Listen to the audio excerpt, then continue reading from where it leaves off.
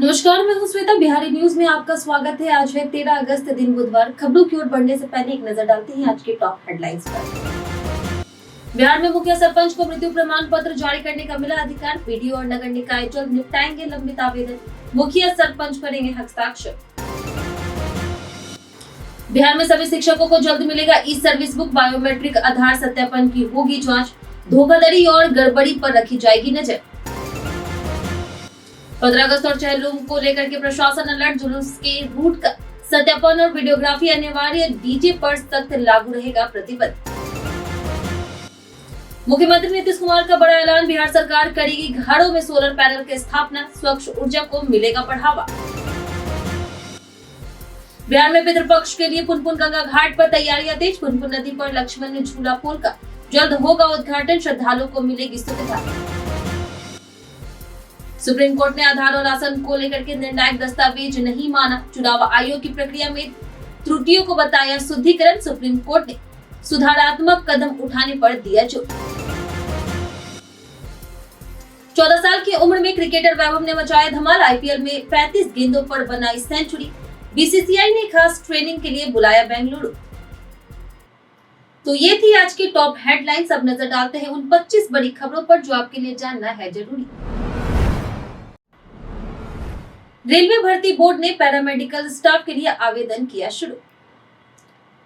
Railway भर्ती board यानी RRB ने पैरामेडिकल स्टाफ पदों के लिए भर्ती नोटिफिकेशन जारी किया है। उम्मीदवार rrbapply.gov.in पर जाकर के 10 सितंबर 2025 तक आवेदन और फीस जमा कर सकते हैं। फीस सामान्य उम्मीदवारों के लिए 500 रुपए और SC/ST महिला और दिव्यांग के लिए 250 रुपए है। पदों में नर्सिंग सुपरिटेंडेंट की 272 पद, फार्मासिस्ट की 105 पद, हेल्थ इंस्पेक्टर, रेडियोग्राफर आदि शामिल है। उम्र 18 से 40 साल तक है। आरक्षित वर्गों को छूट मिलेगी। वहीं चयन computer based test, document verification और मेडिकल एग्जाम से होगा। परीक्षा में प्रोफेशनल एबिलिटी, सामान्य ज्ञान, गणित, विज्ञान जैसे विषय शामिल है। उम्मीदवार आवेदन के लिए वेबसाइट पर नाम, ईमेल, मोबाइल और जरूरी दस्तावेज अपलोड करें। करेक्शन विंडो 11 से 20 सितंबर तक खुली रहेगी। बिहार में मुखिया सरपंच को मृत्यु प्रमाण पत्र जारी करने का मिला अधिकार। बिहार में राजस्व महाअभियान को सुचारू रूप से चलाने के लिए मुखिया और सरपंच को मृत्यु प्रमाण पत्र जारी करने का अधिकार दिया गया है। यदि किसी की मृत्यु का प्रमाण पत्र नहीं है तो सफेद कागज पर स्वयं घोषणा और मुखिया सरपंच के हस्ताक्षर से उसे मान्यता मिलेगी। 1 साल से अधिक पुराने जन्म और मृत्यु प्रमाण पत्र के आवेदन अब बीडीओ और नगर निकाय कार्यपालकों के सौंपे गए हैं ताकि आवेदन लंबित न रहे। ऐसे प्रमाण पत्र जारी करने की प्रक्रिया सरल और तेज होगी। नई व्यवस्था से ग्रामीण और शहरी क्षेत्रों में प्रमाण पत्र बनाने में सुविधा होगी। बिहार सरकार करेगी घरों में सोलर पैनल की स्थापना। बिहार के मुख्यमंत्री नीतीश कुमार ने सोलर ऊर्जा को बढ़ावा देने के लिए घर घर मुफ्त सोलर पैनल लगाने की योजना का ऐलान किया। इसके तहत जो लोग अपने घर पर सोलर पैनल लगवाना चाहते हैं उनकी पूरी व्यवस्था सरकार करेगी और उन्हें कोई खर्च नहीं करना पड़ेगा। सरकार पहले से ही सभी सरकारी भवनों में सोलर पैनल स्थापित कर रही है। यह पहल राज्य में स्वच्छ ऊर्जा को प्रोत्साहित करने और ऊर्जा संकट कम करने की दिशा में महत्वपूर्ण कदम है। बिहार के 7 जिलों में औद्योगिक गलियारा के लिए भूमि अधिग्रहण शुरू। बिहार के 7 जिलों नालंदा, मुजफ्फरपुर, भागलपुर, सुपौल, कटिहार, औरंगाबाद और गोपालगंज में औद्योगिक गलियारा विकसित करने के लिए भूमि अधिग्रहण शुरू हो गया है। नालंदा में 525 एकड़, मुजफ्फरपुर में 700 एकड़, भागलपुर में 97 एकड़, सुपौल में 498 एकड़, कटिहार में 252 एकड़, औरंगाबाद में 441 एकड़ और गोपालगंज में 33 एकड़ भूमि अधिग्रहित की गई है। इस पर करोड़ों रुपए का निवेश होगा। इन औद्योगिक गलियारों से रोजगार बढ़ेगा और निवेश के बेहतर अवसर बनेंगे, जिससे इन जिलों को बिहार का आर्थिक केंद्र बनाने का लक्ष्य पूरा होगा। बिहार में सभी शिक्षकों को जल्द मिलेगा ई सर्विस बुक। राज्य सरकार 5,65,000 से अधिक शिक्षकों और सरकारी स्कूल कर्मचारियों को ई सर्विस बुक प्रदान कर रही है। इसमें नियुक्त वेतन, प्रोन्नति, स्थानांतरण, अवकाश, पुरस्कार और शैक्षणिक प्रमाण पत्र की सभी जानकारी संधारित होगी। बायोमेट्रिक आधार सत्यापन और ऑनलाइन परीक्षा के थंब इम्प्रेशन की भी जांच की जाएगी। यह कार्य जिला स्तर पर चरणबद्ध तरीके से होगा। शिक्षा विभाग ने पारदर्शिता बढ़ाने और सेवा रिकॉर्ड ऑनलाइन उपलब्ध कराने के उद्देश्य से यह व्यवस्था शुरू की है। प्रमाण पत्रों में गड़बड़ी पाए जाने पर कानूनी कार्रवाई भी होगी। 60 लाख घरों का बिजली बिल हुआ शून्य। बिहार सरकार ने चुनावी साल में 125 यूनिट मुफ्त बिजली योजना लागू की है, जिससे 60 लाख घरेलू उपभोक्ताओं का बिजली बिल जुलाई से शून्य आना शुरू हो गया है। मुख्यमंत्री नीतीश कुमार ने इस योजना के लाभों पर राज्य भर के उपभोक्ताओं से संवाद किया। डिप्टी सीएम सम्राट चौधरी ने बताया कि राज्य के 1.87 करोड़ उपभोक्ताओं को इस योजना का लाभ मिल रहा है, जिसमें 1.67 लाख परिवारों का बिल पूरी तरह से मुफ्त होगा। सरकार 20,000 करोड़ रुपए की सब्सिडी दे रही। ऊर्जा मंत्री विजेंद्र प्रसाद यादव ने बिजली के सही उपयोग की अपील की है। सुप्रीम कोर्ट ने आधार और राशन कार्ड को निर्णायक दस्तावेज नहीं माना। बिहार में वोटर लिस्ट के विशेष गहन पुनरीक्षण पर सुप्रीम कोर्ट में लंबी सुनवाई हुई। कोर्ट ने चुनाव आयोग के तर्क को सही ठहराया कि आधार और राशन कार्ड को निर्णायक दस्तावेज के रूप में स्वीकार नहीं किया जा सकता। याचिकाकर्ताओं ने दोहरे नामांकन 65 लाख मतदाताओं को सूची से हटाए जाने पर सवाल उठाए। चुनाव आयोग ने प्रक्रिया में कुछ गलतियों की बात स्वीकार की और इसे शुद्धिकरण बताया। सुप्रीम कोर्ट ने सुधारात्मक कदमों की आवश्यकता पर जोर दिया। सुनवाई आज भी जारी रहेगी। बिहार में शिक्षकों के ट्रांसफर के लिए होगी 8 सदस्यीय कमेटी गठित। बिहार में शिक्षकों के ट्रांसफर मामले में निपटारे के लिए हर जिले में 8 सदस्यीय कमेटी गठित की जाएगी, जिसका अध्यक्ष जिलाधिकारी होंगे। समिति में जिला शिक्षा पदाधिकारी, उप विकास आयुक्त, अपर जिला दंडाधिकारी, जिला कार्यक्रम पदाधिकारी, SC/ST प्रतिनिधि, महिला वरीय उप समहर्ता और अल्पसंख्यक अधिकारी शामिल होंगे। यह कमेटी जिला स्तर पर शिक्षकों के तबादले और पदस्थापन का प्रबंध करेगी और अंतर जिला स्थानांतरण के लिए मुख्यालय को अनुशंसा भेजेगी। साथ ही जिले में खाली पदों पर समय सीमा प्रतिनियुक्ति सुनिश्चित करेगी। यह व्यवस्था शिक्षकों की तबादला संबंधित समस्याओं को दूर करने में मदद करेगी। बिहार के वैभव को BCCI ने बेंगलुरु में खास ट्रेनिंग के लिए बुलाया। बिहार के वैभव सूर्यवंशी ने 14 साल की उम्र में क्रिकेट में धमाल मचाया। IPL में 35 गेंदों पर सेंचुरी लगा करके उन्होंने अपनी पहचान बनाई।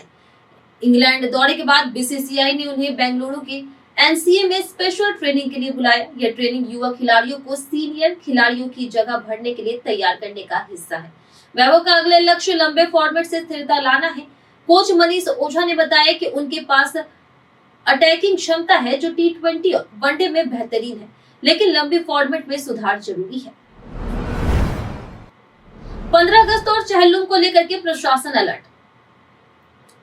बिहार पुलिस मुख्यालय ने 15 और 16 अगस्त को स्वतंत्रता दिवस, चेहल्लुम और जन्माष्टमी को लेकर के सभी जिलों के DM, SP को विशेष अलर्ट जारी किया है।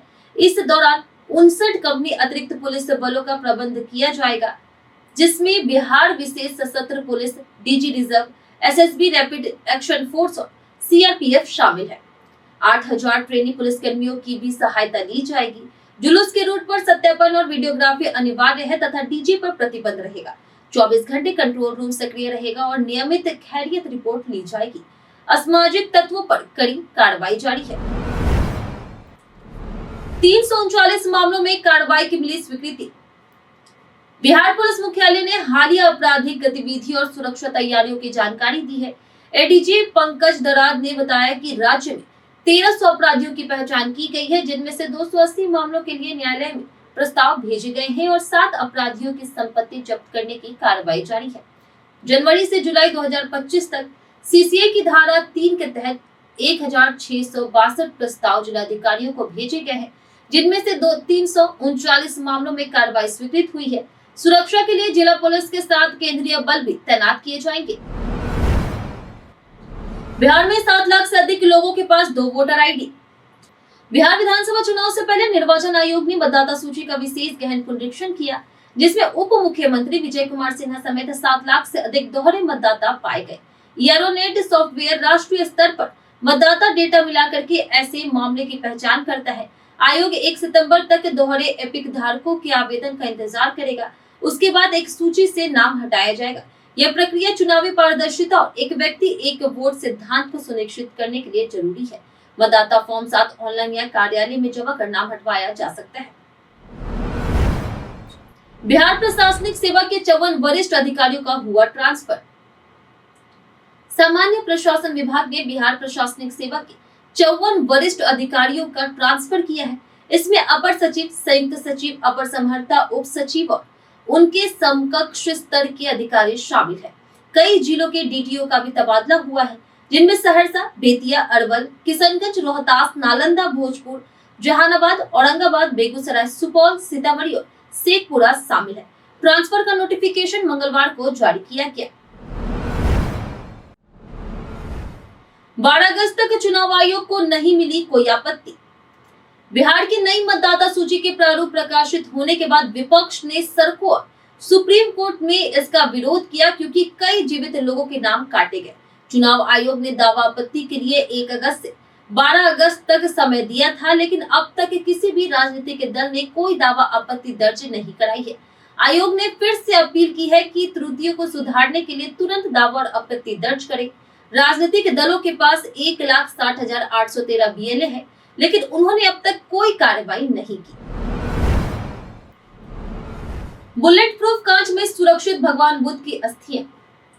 वैशाली के बुद्ध स्मारक दर्शन संग्रहालय से स्मृति स्तूप में भगवान बुद्ध की पवित्र अस्थियां बुलेट प्रूफ कांच में सुरक्षित है। अस्थि कलश को 1.45 मीटर ऊंचे पत्थर सिंहासन पर रखा गया है, जिसके चारों ओर श्रद्धालु दर्शन कर सकते हैं। संग्रहालय में बौद्ध मूर्तियां, पुस्तकालय, ध्यान केंद्र, एम्फी थिएटर और अतिथि गृह जैसी सुविधाएं हैं। यह स्थल धार्मिक, सांस्कृतिक और पर्यटकीय दृष्टि से महत्वपूर्ण है। अंतर्राष्ट्रीय बौद्ध तीर्थ यात्रा पथ का प्रमुख केंद्र बनता जा रहा है। सिद्धार्थ ने लॉन्च किया डिजिटल पोर्टल। 12 अगस्त को पटना के रविंद्र भवन में संस्कृत दिवस समारोह हुआ, जिसमें बिहार के हजारों प्रधानाध्यापकों ने हिस्सा लिया। कार्यक्रम में स्वास्थ्य मंत्री मंगल पांडे और शिक्षा विभाग के अपर मुख्य सचिव सिद्धार्थ ने नई वेबसाइट और पोर्टल का शुभारंभ किया। संस्कृत शिक्षकों ने अपने कई मुद्दे उठाए, जैसे पेंशन, वेतन, छात्रवृत्ति की कमी और आधारभूत सुविधाओं की जरूरत। सिद्धार्थ ने समस्याओं को समझा और 38 जिलों में संस्कृत विद्यालयों के विकास का भरोसा दिया। संस्कृत बोर्ड अध्यक्ष मृत्युंजय कुमार झा ने डिजिटल सेवाओं को मजबूत करने के लिए नई वेबसाइट की भूमिका पर जोर दिया। सितंबर तक तैयार होगा पूर्णिया एयरपोर्ट। बिहार का चौथा एयरपोर्ट पूर्णिया एयरपोर्ट 17 सितंबर को उद्घाटन के लिए तैयार है। यह पटना, दरभंगा और गया के बाद राज्य में हवाई सेवा को मजबूत करेगा। 13 वर्षों बाद वाणिज्यिक उड़ानें शुरू होगी। एयरपोर्ट का इतिहास सैन्य आधार के रूप में महत्वपूर्ण रहा है। नए आधुनिक टर्मिनल में सभी सुविधाएं उपलब्ध होगी और रनवे 2800 मीटर लंबा है। प्रधानमंत्री नरेंद्र मोदी उद्घाटन कर सकते हैं। आसपास के जिलों के लिए भी यह एयरपोर्ट सुविधाजनक होगा। सड़क निर्माण कार्य जारी है, जिससे पूर्णिया और आसपास के क्षेत्रों की कनेक्टिविटी बेहतर होगी। जल संरक्षण में उत्कृष्टता पर मुखिया को मिलेगा लाल किला सम्मान। चंपारण के मिश्रौलिया पंचायत के मुखिया देशबंधु सिंह और उनकी पत्नी को जल संरक्षण में उत्कृष्ट कार्य के लिए 15 अगस्त को लाल किले पर सम्मानित किया जाएगा। वे मनरेगा योजना के तहत पंचायत में जल संरक्षण और वृक्षारोपण जैसे कार्यों के लिए चुने गए। बिहार से कुल 15 ग्राम स्तरीय प्रतिनिधियों को यह राष्ट्रीय स्तर का सम्मान मिलेगा। देशबंधु सिंह ने कई जल संरक्षण परियोजनाएं पूरी की है, जिससे किसानों को मदद मिली। यह उपलब्धि पूरे इलाके में खुशी का कारण बनी। सभी प्रतिनिधि 13 अगस्त को दिल्ली के लिए रवाना होंगे। वन विभाग ने 24 घंटे में बाघ को किया रेस्क्यू। पश्चिम चंपारण के वाल्मीकि टाइगर रिजर्व के पास किसान मथुरा महतो की मौत के बाद वन विभाग ने बाघ को 24 घंटे में पकड़ लिया। बाघ ने वनकर्मी विजय उरांव को भी घायल किया है। वन संरक्षक डॉक्टर नेशमनी के अनुसार बाघ की उम्र लगभग 12 वर्ष है और वह कमजोर है, इसलिए वह जानवरों का शिकार नहीं कर पा रहा था। संभव है कि वह आसान शिकार की तलाश में रिहायशी इलाके में आ गया। बाघ को ट्रैंक्विलाइजर से बेहोश करके रेस्क्यू किया गया और उसकी स्वास्थ्य जांच के बाद उसे बेहतर इलाज के लिए पटना जू भेजा जाएगा। गंगा किनारे बनेगा सभ्यता द्वार के लिए नया वेलकम गेट। पटना के गंगा किनारे बना सभ्यता द्वार दिल्ली के इंडिया गेट की तरह एक प्रमुख आकर्षण का केंद्र है। इसे रिवर फ्रंट डेवलपमेंट प्रोजेक्ट के तहत विकसित किया जाएगा, जिससे दर्शक अब जेपी गंगा पथ से भी आसानी से पहुंच सके। गंगा रिसर्च सेंटर से सभ्यता द्वार तक वॉकिंग ट्रैक और वेलकम गेट बनाया जाएगा, जिससे छठ पूजा और उसके दौरान छठ घाट तक पहुंचने में सुविधा होगी। इसे 12 करोड़ 37 लाख रुपए की लागत से तैयार किया जाएगा। 2018 में 5 करोड़ से निर्मित यह 32 मीटर ऊंचा और 8 मीटर चौड़ा स्मारक है, जिसमें महात्मा बुद्ध, सम्राट अशोक और मेगास्थनीज की वाणी अंकित है। जानिए आज कैसे रहेगा बिहार के मौसम का मिजाज। मौसम विभाग ने अगले 5 दिनों में राज्य के अधिकतर जिलों में हल्की से मध्यम बारिश का अनुमान लगाया है। इस दौरान कई स्थानों पर मेघ गर्जन, वज्रपात और तेज हवाओं की भी संभावना है। तापमान में अधिकतम 30 से 32 डिग्री सेल्सियस और न्यूनतम 26 से 28 डिग्री सेल्सियस के बीच रहने का अनुमान है। बारिश और तेज हवाओं के कारण लोगों को सतर्क रहने की सलाह दी है, ताकि किसी तरह की अप्रिय घटना से बचा जा सके। मौसम सामान्य से थोड़ा स्थिर रहने वाला है। पुनपुन नदी पर लक्ष्मण झूला पुल का उद्घाटन होगा जल्द। बिहार में पितृपक्ष की शुरुआत को लेकर के पटना के पुनपुन गंगा घाट पर तैयारियां जोरों पर है। पटना जिलाधिकारी त्यागराजन एसएम ने साफ सफाई, पेयजल, शौचालय, सुरक्षा, पार्किंग और नाव की व्यवस्था के लिए अधिकारियों के साथ बैठक की है। पिंडदानियों की भीड़ को देखते हुए विधि व्यवस्था पर खास ध्यान दिया जाएगा। इसके अलावा मुख्यमंत्री नीतीश कुमार पुनपुन नदी पर नए लक्ष्मण झूला पुल का उद्घाटन करेंगे, जिससे श्रद्धालुओं को पारगमन में सुविधा मिलेगी। निर्माण कार्य पूरा हो चुका है और स्थल निरीक्षण भी किया जाएगा। सासाराम से कांग्रेस नेता राहुल गांधी के प्रस्तावित दौरे पर बिहार के भवन निर्माण मंत्री जयंत राज कुशवाहा ने सवाल उठाए। उन्होंने कहा कि राहुल गांधी अगर आ रहे हैं तो पूरे बिहार का दौरा करें, लेकिन उनकी यात्रा का कोई प्रभाव नहीं होता। उन्होंने वोटर पुनरीक्षण को लेकर के विपक्ष के हंगामेदार को निराधार बताया और कहा कि बिहार की जनता विकास पर विश्वास रखती है। मंत्री ने दावा किया कि बिहार सरकार बिजली, सड़क, सिंचाई और नौकरी में लगातार काम कर रही है। कई कारणों से दर्ज है भारत के इतिहास में आज का दिन।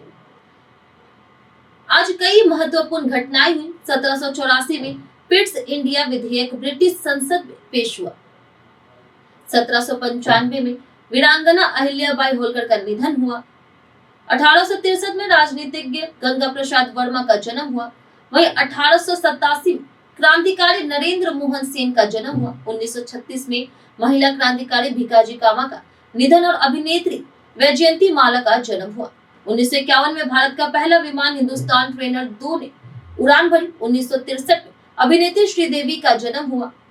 वहीं 1984 में मुक्केबाज उषा नेगिसेट्टी का जन्म हुआ है। 2003 में लेखक भवरेंद्र नाथ सैकिया का निधन हुआ। 2008 में टाटा स्टील ने वियतनाम में इस्पात परियोजना के लिए समझौता किया और भारत ने पिनाक रॉकेट सिस्टम का सफल प्रशिक्षण किया। स्वच्छता महुआ ऐप से करें सफाई से जुड़ी शिकायतें। स्वच्छता महुआ ऐप भारत सरकार का आधिकारिक ऐप है, जिससे आप सफाई से जुड़ी शिकायतें आसानी से दर्ज कर सकते हैं। इसे गूगल प्ले स्टोर या एप्पल स्टोर से डाउनलोड करें। मोबाइल नंबर से लॉगिन कर शिकायत पोस्ट करें, जैसे मरे जानवर की रिपोर्ट, कूड़ा ना उठाना, डस्टबिन साफ न होना आदि शिकायत के साथ लोकेशन और फोटो भी अपलोड करें। ऐप से आप पब्लिक टॉयलेट रेटिंग और फीडबैक भी दे सकते हैं। हिंदी और अंग्रेजी दोनों भाषाओं में उपलब्ध यह ऐप साफ सफाई में नागरिकों की मदद करता है और उनकी शिकायतें सरकार तक पहुंचाता है। हम प्रतिदिन आपसे 5 ऐसे जरूरी सवाल और उसके जवाब बताएंगे जो कि बीपीएससी, बिहार पुलिस, दरोगा समेत एसएससी जैसे अन्य प्रतियोगी परीक्षाओं में काम आएंगे। सवाल इतिहास, बिहार स्पेशल, विज्ञान, करंट अफेयर्स और भूगोल से रहेंगे। पूछे गए 5 सवाल में आपने कितना सही जवाब दिया है, हमें कमेंट करके जरूर बताएं। हमारा पहला सवाल है कि पटना में किस सिख संप्रदाय की जनसंख्या सबसे अधिक है? ऑप्शन ए है खालसा, ऑप्शन बी है निरंकारी, ऑप्शन सी है निर्मला या फिर ऑप्शन डी नानकपंथी। इसका सही उत्तर है ऑप्शन डी नानकपंथी। हमारा दूसरा सवाल है कि पितृपक्ष मेला किस नदी के तट पर आयोजित किया जाता है? ऑप्शन ए है गंगा, ऑप्शन बी है यमुना, ऑप्शन सी है सरस्वती, ऑप्शन डी है फल्गु।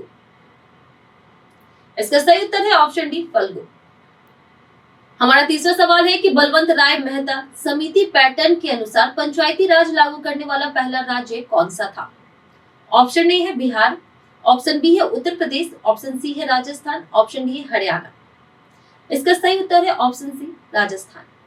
हमारा चौथा सवाल है कि इनमें से किसके द्वारा वाई दी कॉन्स्टिट्यूशन मैटर्स नामक किताब लिखी गई है? ऑप्शन है D Y Chandrachud, option B है उदय उमेश ललित, ऑप्शन सी है संजीव खन्ना, ऑप्शन डी है रंजन गोगोई। इसका सही उत्तर है option A D Y Chandrachud. हमारा आखिरी सवाल है कि इनमें से किस राज्य में पूर्वी भारत की पहली एसी लोकल ट्रेन लॉन्च की गई? ऑप्शन ए है पश्चिम बंगाल, ऑप्शन बी है सिक्किम, ऑप्शन सी है उड़ीसा या फिर ऑप्शन डी बिहार। इसका सही उत्तर है ऑप्शन ए पश्चिम बंगाल। बीते दिन हमारे द्वारा पूछे गए सवाल का जवाब आप लोगों में से बहुत लोगों ने हमारे कमेंट बॉक्स सेक्शन में लिख कर दिया है। जिन्होंने हमारे द्वारा पूछे गए सवाल का जवाब दिया है उनके नाम है राजेश मांझी, लालजी कुमार, प्रदीप पंडित, बबलू कुमार, चंद्रमा कुशवाहा, बिट्टू कुमार, मंटू पासवान, पूजा सिंह, पवन सिंह, गणेश कुमार, नौशाद रजा, शिव शक्ति, शिवराज, सोनू कुमार, राजकुमार यादव, रोहित गुप्ता, संजीव कुमार, लक्ष्मी मेहता, विकास कुमार, जयप्रकाश, दुर्गेश नागर, पूनम देवी, कुणाल कुमार, राजीव कुमार, किरण कुमार, रंजीत मिश्रा, राजकिशोर, अंशु कश्यप, संजय कुमार, धनंजय कुमार, रवि मोहन वर्मा, पंकज राज और जितेंद्र ठाकुर। इसी के साथ बढ़ते हैं आज के सवाल की ओर। और आज का सवाल है कि आपके इलाके में किसी को 125 यूनिट मुफ्त बिजली का फायदा मिला है? आप अपना जवाब हमें हमारे कमेंट सेक्शन में लिखकर जरूर बताएं। आज के लिए इतना ही। बिहार की तमाम खबरों के साथ बने रहने के लिए देखते रहे बिहारी न्यूज। और साथ ही अगर आप यूट्यूब चैनल पर देख रहे हैं तो चैनल को सब्सक्राइब करें और अगर आप फेसबुक पेज पर देख रहे हैं तो लाइक और फॉलो जरूर करें।